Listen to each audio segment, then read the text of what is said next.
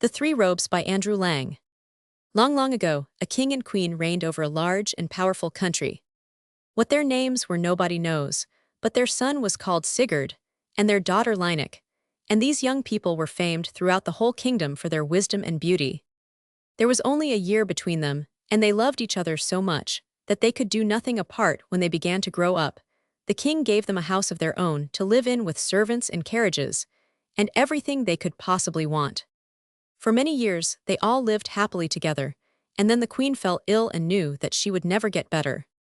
"Promise me two things," she said one day to the king. One, that if you marry again, as indeed you must, you will not choose as your wife a woman from some small state or distant island, who knows nothing of the world and will be taken up with thoughts of her grandeur, but rather seek out a princess of some great kingdom, who has been used to courts all her life, and holds them at their true worth. The other thing I have to ask is that you will never cease to watch over our children, who will soon become your greatest joy." These were the queen's last words, and a few hours later she was dead. The king was so bowed down with sorrow that he would not attend even to the business of the kingdom, and at last his prime minister had to tell him that the people were complaining that they had nobody to right their wrongs. "You must rouse yourself, sir," went on the minister, "and put aside your own sorrows for the sake of your country." "You do not spare me," answered the king, "but what you say is just, and your counsel is good. I have heard that men say likewise, that it will be for the good of my kingdom for me to marry again, though my heart will never cease to be with my lost wife. But it was her wish also, therefore to you I entrust the duty of finding a lady, fitted to share my throne. Only see that she comes neither from a small town, nor a remote island." So an embassy was prepared with the minister at its head, to visit the greatest courts in the world, and to choose out a suitable princess. But the vessel which carried them had not been gone many days when a thick fog came on, and the captain could see neither to the right nor to the left for a whole month. The ship drifted about in darkness, till at length the fog lifted, and they beheld a cliff jutting out just in front. On one side of the cliff lay a sheltered bay in which the vessel was soon anchored, and though they did not know where they were, at any rate, they felt sure of fresh fruit and water. The minister left the rest of his followers on board the ship, and taking a small boat, rowed himself to land in order to look about him, and to find out if the island was really as deserted as it seemed. He had not gone far when he heard the sound of music, and turning in its direction, he saw a woman of marvelous beauty sitting on a low stool, playing on a harp, while a girl beside her sang. The minister stopped and greeted the lady politely, and she replied with friendliness, asking him why he had come to such an out-of-the-way place. In answer, he told her of the object of his journey. "I am in the same state as your master," replied the lady. "I was married to a mighty king who ruled over this land, till Vikings sea robbers came and slew him, and put all the people to death. But I managed to escape and hid myself here with my daughter." And the daughter listened, and said softly to her mother, "Are you speaking the truth now?" "Remember your promise," answered the mother, angrily giving her a pinch, which was unseen by the minister. "What is your name, madam?" asked he, much touched by this sad story. "Blover," she replied, "and my daughter is called Laufer." And then she inquired the name of the minister, and of the king his master. After this, they talked of many things, and the lady showed herself learned in all that a woman should know, and even in much that men only were commonly taught. What a wife she would make for the king, thought the minister to himself, and before long, he had begged the honor of her hand for his master. She declared at first that she was too unworthy to accept the position offered her, and that the minister would soon repent his choice. But this only made him the more eager, and in the end he gained her consent, and prevailed on her to return with him at once to his own country. The minister then conducted the mother and daughter back to the ship. The anchor was raised, the sails spread, and a fair wind was behind them. Now that the fog had lifted, they could see as they looked back that except just along the shore the island was bare and deserted and not fit for men to live in. But about that nobody cared. They had a quick voyage, and in 6 days they reached the land, and at once set out for the capital, a messenger being sent on first by the minister to inform the king of what had happened. When His Majesty's eyes fell on the two beautiful women clad in dresses of gold and silver, he forgot his sorrows, and ordered preparations for the wedding to be made without delay. In his joy, he never remembered to inquire in what kind of country the future queen had been found. In fact, his head was so turned by the beauty of the two ladies, that when the invitations were sent by his orders to all the great people in the kingdom, he did not even recollect his two children, who remained shut up in their own house. After the marriage, the king ceased to have any will of his own, and did nothing without consulting his wife. She was present at all his councils, and her opinion was asked before making peace or war. But when a few months had passed, the king began to have doubts as to whether the minister's choice had really been a wise one, and he noticed that his children lived more and more in their palace, and never came near their stepmother.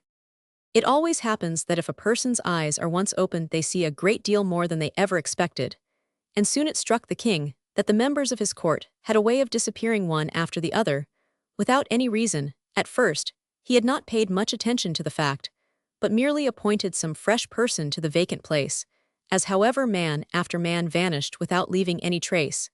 He began to grow uncomfortable, and to wonder if the queen could have anything to do with it.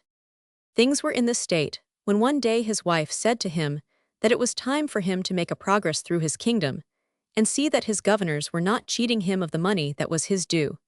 "And you need not be anxious about going," she added, "for I will rule the country while you are away as carefully as you could yourself." The king had no great desire to undertake this journey, but the queen's will was stronger than his, and he was too lazy to make a fight for it.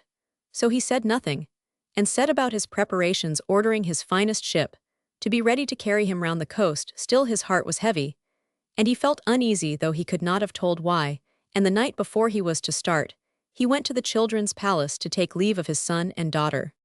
He had not seen them for some time, and they gave him a warm welcome, for they loved him dearly, and he had always been kind to them. They had much to tell him, but after a while he checked their merry talk and said, "If I should never come back from this journey, I fear that it may not be safe for you to stay here so directly.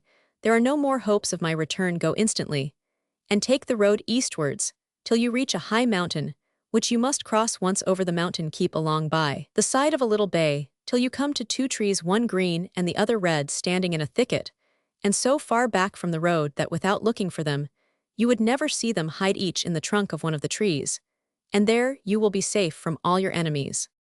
With these words, the king bade them farewell, and entered sadly into his ship. For a few days the wind was fair, and everything seemed going smoothly. Then suddenly a gale sprang up, and a fearful storm of thunder and lightning, such as had never happened within the memory of man. In spite of the efforts of the frightened sailors, the vessel was driven on the rocks, and not a man on board was saved. That very night Prince Sigurd had a dream in which he thought his father appeared to him in dripping clothes, and taking the crown from his head, laid it at his son's feet, leaving the room as silently as he had entered it. Hastily the prince awoke his sister Lineik, and they agreed that their father must be dead, and that they must lose no time in obeying his orders and putting themselves in safety. So they collected their jewels and a few clothes, and left the house without being observed by anyone. They hurried on till they arrived at the mountain, without once looking back. Then Sigurd glanced round, and saw that their stepmother was following them with an expression on her face, which made her uglier than the ugliest old witch. Between her and them lay a thick wood, and Sigurd stopped for a moment to set it on fire. Then he and his sister hastened on more swiftly than before till they reached the grove with the red and green trees, into which they jumped, and felt that at last they were safe. Now at that time there reigned over Greece a king who was very rich and powerful, although his name has somehow been forgotten. He had 2 children, a son and a daughter, who were more beautiful and accomplished than any Greeks had been before, and they were the pride of their father's heart. The prince had no sooner grown out of boyhood than he prevailed on his father to make war during the summer months on a neighboring nation, so as to give him a chance of making himself famous in winter. However, when it was difficult to get food and horses in that wild country, the army was dispersed, and the prince returned home. During one of these wars, he had heard reports of the Princess Lineik's beauty, and he resolved to seek her out, and to ask for her hand in marriage. All this blower the queen found out by means of her black arts, and when the prince drew near the capital, she put a splendid dress on her own daughter, and then went to meet her guest. She bade him welcome to her palace, and when they had finished supper, she told him of the loss of her husband, and how there was no one left to govern the kingdom but herself. "But where is the Princess Lineik?" asked the prince when she had ended her tale. "Here," answered the queen, bringing forward the girl, whom she had hitherto kept in the background. The prince looked at her, and was rather disappointed. The maiden was pretty enough, but not much out of the common. "Oh, you must not wonder at her pale face and heavy eyes," said the queen hastily, for she saw what was passing in his mind. She has never got over the loss of both father and mother. That shows a good heart, thought the prince, and when she is happy her beauty will soon come back, and without any further delay, he begged the queen to consent to their betrothal, for the marriage must take place in his own country. The queen was enchanted. She had hardly expected to succeed so soon, and she at once set about her preparations. Indeed, she wished to travel with the young couple to make sure that nothing should go wrong. But here the prince was firm, that he would take no one with him but Laufer, whom he thought was Lineik. They soon took leave of the queen and set sail in a splendid ship. But in a short time, a dense fog came on, and in the dark the captain steered out of his course, and they found themselves in a bay which was quite strange to all the crew. The prince ordered a boat to be lowered and went on shore to look about him, and it was not long before he noticed the two beautiful trees, quite different from any that grew in Greece. Calling one of the sailors, he bade him cut them down and carry them on board the ship. This was done. And as the sky was now clear, they put out to sea and arrived in Greece without any more adventures. The news that the prince had brought home a bride had gone before them, and they were greeted with flowery arches and crowns of colored lights. The king and queen met them on the steps of the palace, and conducted the girl to the women's house, where she would have to remain until her marriage. The prince then went to his own rooms, and ordered that the trees should be brought in to him. The next morning the prince bade his attendants bring his future bride to his own apartments, and when she came, he gave her silk which she was to weave into 3 robes, sewn, red, 1 green, and 1 blue, and these must all be ready before the wedding. The blue one was to be done first, and the green last, and this was to be the most splendid of all, for I will wear it at our marriage, said he.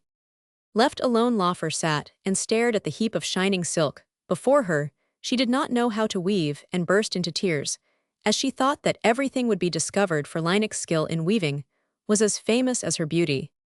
As she sat with her face hidden and her body shaken by sobs, Sigurd in his tree heard her, and was moved to pity. Lineik, my sister, he called softly, Laufer is weeping, help her, I pray you. Have you forgotten the wrongs her mother did to us, answered Lineik, and that it is owing to her that we are banished from home? But she was not really unforgiving, and very soon she slid quietly out of her hiding place, and taking the silk from Laufer's hands began to weave it. So quick and clever was she, that the blue dress was not only woven but embroidered, and Lineik was safe back in her tree before the prince returned. It is the most beautiful work I have ever seen, said he, taking up a bit. And I am sure that the red one will be still better, because the stuff is richer, and with a low bow he left the room. Laufer had hoped secretly that, when the prince had seen the blue dress finished, he would have let her off the other 2, but when she found she was expected to fulfill the whole task, her heart sank, and she began to cry loudly again. Sigurd heard her, and begged Lineik to come to her help, and Lineik, feeling sorry for her distress, wove and embroidered the second dress, as she had done the first, mixing gold thread and precious stones, till you could hardly see the red of the stuff. When it was done, she glided into her tree just as the prince came in. You are as quick as you are clever, said he admiringly. This looks as if it had been embroidered by the fairies. But as the green robe must outshine the other 2, I will give you 3 days in which to finish it. After it is ready we will be married at once. Now as he spoke there rose up in Laufer's mind all the unkind things that she and her mother had done to Lineik. Could she hope that they would be forgotten, and that Lineik would come to her rescue for the 3rd time? And perhaps Lineik, who had not forgotten the past, either might have left her alone to get on as best she could, had not Sigurd, her brother, implored her to help just once more. So Lineik again slid out of her tree, and to Laufer's great relief set herself to work. When the shining green silk was ready, she caught the sun's rays and the moon's beams on the point of her needle, and wove them into a pattern such as no man had ever seen. But it took a long time, and on the 3rd morning, just as she was putting the last stitches into the last flower, the prince came in.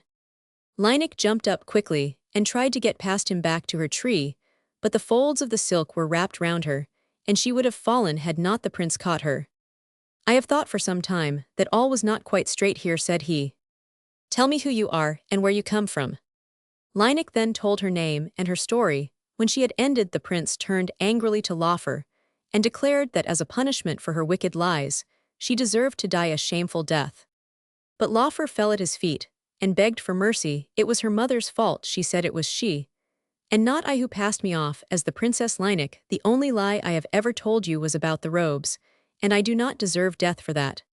She was still on her knees when Prince Sigurd entered the room. he prayed the Prince of Greece to forgive Laufer, which he did on condition that Lineik would consent to marry him. Not till my stepmother is dead, answered she, for she has brought misery to all that came near her. Then Laufer told them that Blover was not the wife of a king, but an ogress who had stolen her from a neighboring palace, and had brought her up as her daughter, and besides being an ogress she was also a witch, and by her black arts had sunk the ship in which the father of Sigurd and Lineik had set sail. It was she who had caused the disappearance of the courtiers, for which no one could account, by eating them during the night, and she hoped to get rid of all the people in the country, and then to fill the land with ogres and ogresses like herself. So Prince Sigurd and the Prince of Greece collected an army swiftly, and marched upon the town where Blover had her palace. They came so suddenly that no one knew of it, and if they had, Blover had eaten most of the strong men, and others, fearful of something, they could not tell what, had secretly left the place. Therefore she was easily captured, and the next day was beheaded in the marketplace. Afterwards, the two princes marched back to Greece. Lineik had no longer any reason for putting off her wedding, and married the Prince of Greece at the same time that Sigurd married the princess, and Laufer remained with Lineik as her friend and sister, till they found a husband for her in a great nobleman, and all three couples lived happily until they died. From Islandish Müchen Posten.